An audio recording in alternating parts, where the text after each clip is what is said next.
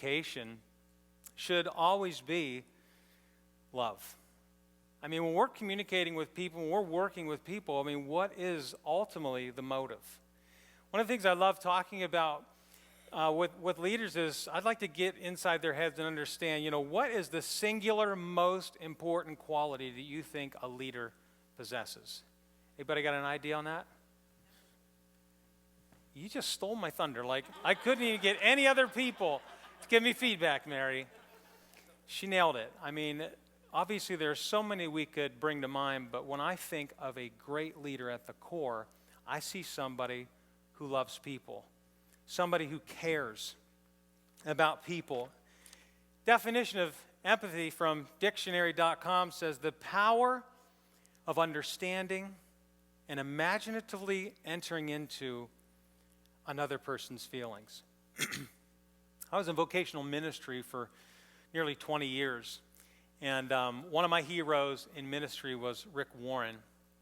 And I'll never forget one of the things Rick said one time. Every time he went out on stage to speak to people, he would say this little prayer. And his little prayer was, "Dear God, I love these people."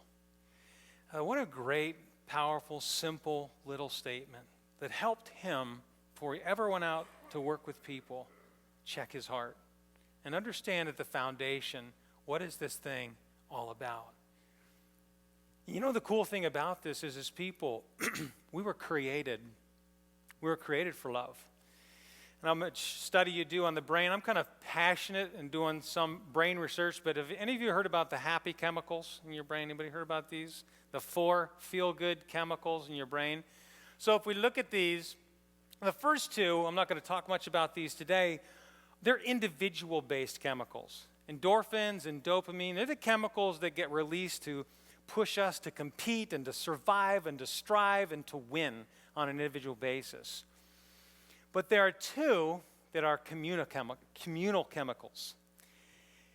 And when I think about this, and I think we're literally genetically wired for connection. We are genetically wired to feel happy when we're in relationship. First one, serotonin.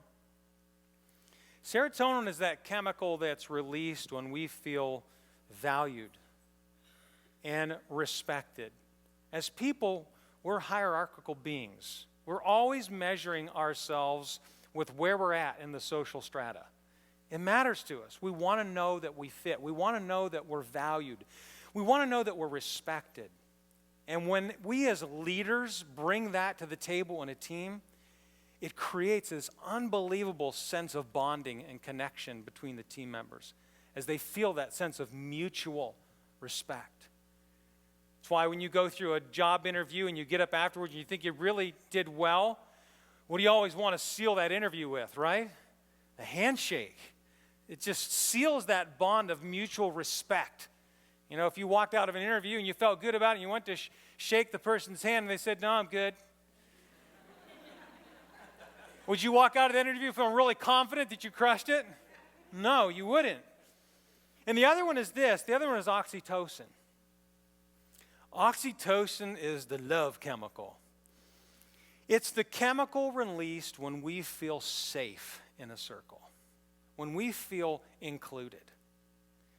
This is so powerful to understand in leadership because sometimes people marginalize things like love and empathy.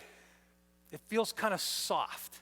It doesn't seem that it goes with leadership. And yet, without these things, without these chemicals flowing, instead of building warmth and bonding and happiness and trust, you build separation and fear.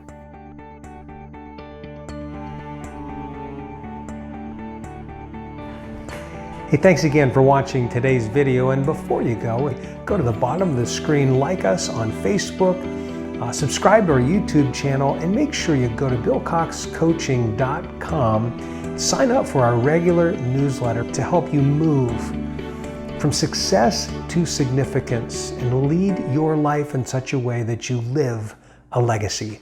Have a great day.